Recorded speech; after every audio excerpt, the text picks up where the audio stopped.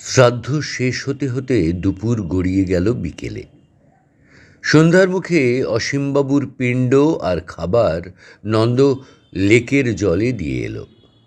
লেকের ওইখানটায় কেউ বড় একটা যায় না। জলে দলঘাস গজিয়েছে, কচি নলখাগড়া গজিয়েছে, জলের নিচে শৈবাল। বিদেহ অসীমবাবু যেন জানতেন ওইখানেই গাছতলায় বিমর্ষ আর ক্ষুধার্ত হয়ে বসেছিলেন। নন্দ চলে যেতেই ময়লা প্যান্টের পা গুটিয়ে পিণ্ডি নিতে জলে নামলেন। পোড়াবার সময় চশমা সঙ্গে নেয়নি, এখন আর ভালো দেখতে পাচ্ছেন না। ওদিকে সূর্যের শেষ রশ্মি মিলিয়ে যাচ্ছে।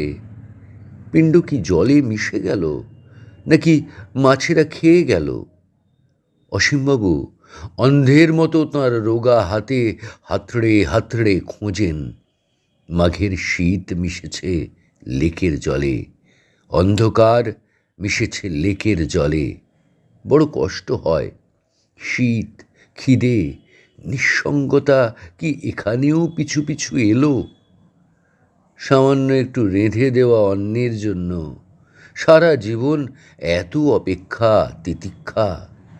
অসীমবাবু সরালের মতো কাঠি কাঠি পায়ে রাত্রির মধ্যে ভাতের টুকরো, পোড়ো মাছের টুকরো খুঁজতে লাগলেন। ওং ভুঃ ভুবস্বঃ। শীত অচিরস্থায়ী। 2 মাস পরেই বসন্ত এলো।